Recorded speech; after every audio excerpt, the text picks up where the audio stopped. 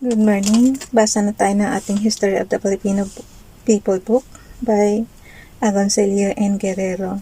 Nandito pa rin tayo sa part 2, Before the Conquest. Paragraph, Chinese Influences. Basa.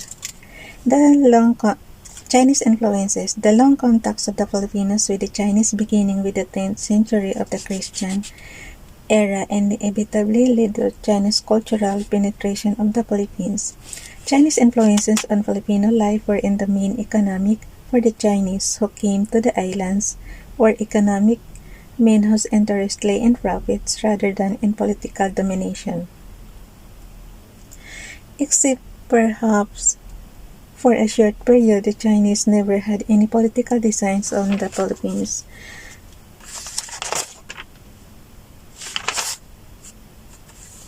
Dito tayo sa karugtong. An examination of the Philippine language An examination of the Philippine languages, particularly of Tagalog, reveals hundreds of words directly appropriated from the Chinese.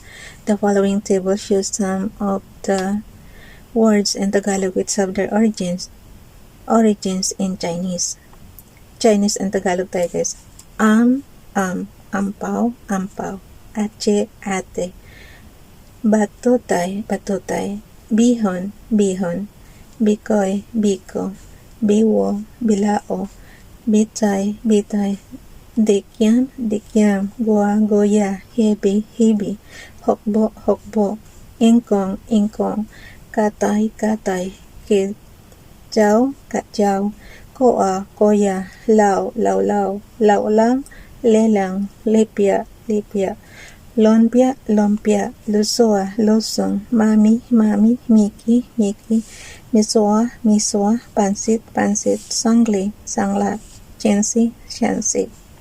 From the Chinese to the ancient Filipinos learned the use of umbrellas, gongs, lead, porcelain, the manufacture of gunpowder, mining methods, and metallurgy.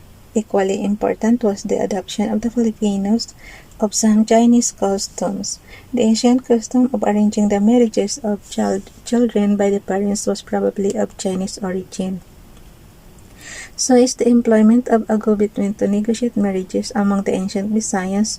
Mourning was shown by wearing white shirts or dressed, a custom that is definitely Chinese.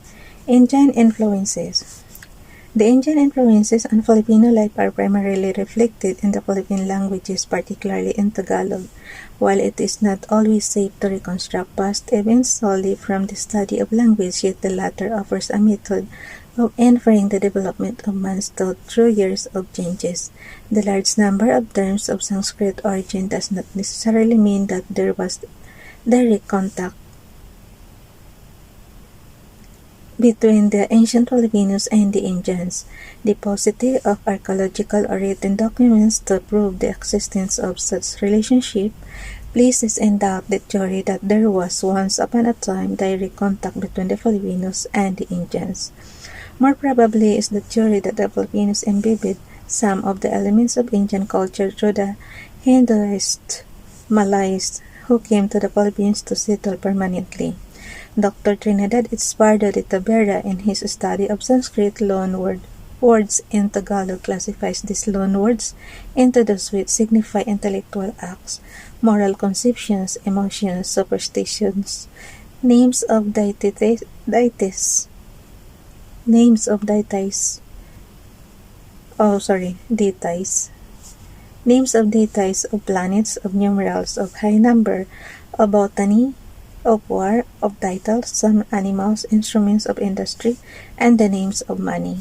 The following words taken at random represent the borrowings from Sanskrit, the ancient language of India. Sanskrit, Tagalog. Kasama, aksaya. Ahe, ahas. Swamin, asawa. Baga, bahagi. Para, bahala. Barta, balita. Batara, bathala. Tarona, katalona. Kata, kata. Koti, 10 million guys. Kati, kota, kota. Dala, net, dala. Darta, dalita. Jaya, dayang. Ganda, ganda. Arta, halaga, hari, hari. Ina, ina. Laksya, laksa. Lalaraw, wa, lalawa, likha, likha, mahal, mahal, mahardika, mahadlika, mana, mana, mandala, mandala, tala, tala. Sanskrit words are also encountered in Visayan, and Maguindanao. In the latter, they deal primarily with government, religion, and commerce. Some such words are agama, religion, simbahayang, prayer, surga, heaven, batara, God, guru, teacher, dosa, saint, pandita, scholar, or priest, baginda, emperor, raja, king, laksamana, officer of state, surat, book, sutra, silk, mutya, pearl, tumbaga, copper, bara, measure, conceal, and many others. Indian influence was also present in the ancient religious beliefs of the Filipinos. Among the Muslims, Indra Batara was the most prominent mythological figure. Indra being the Indian king of heaven, the other gods which the Muslims believe in were of Vedic or Indian origin. It is therefore probable that the ancient paganism of the Filipinos, which amounted to demon and spirit worship, came from India through old Malaysia. Some of the ancient customs which have survived the inroads of Western imperialism find their counterparts in India.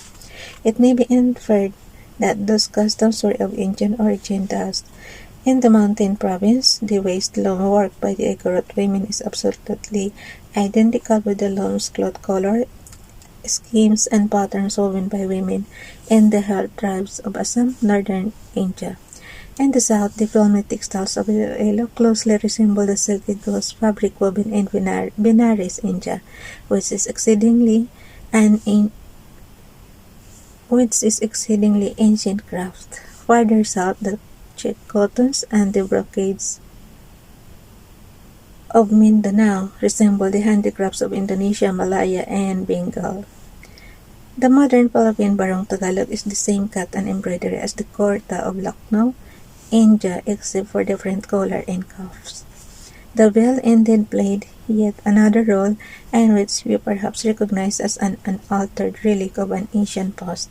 In the wedding ceremony of the Philippines, the cord and the veil ceremonies are the remains of ancient symbolism practiced in both Hindu and Muslim weddings to this day. With modification, the symbolism is the same. A Hindu bride and groom will exchange garlands of sampaguita, and their shoulder and head scarves will be tied together during the ceremony. In a Muslim wedding, an ornate silken cloth will be placed over the bridal couple, and a knotted garland of flowers and placed over their heads. What is more significant, however, is that the cord and the veil ceremonies are apparently not part of the Catholic rites of marriages observed in Rome or Spain, but one unique to the Philippines. So hanggang dito na lang guys, bukas na itong part 3, early customs and practices. Bye everyone, God bless.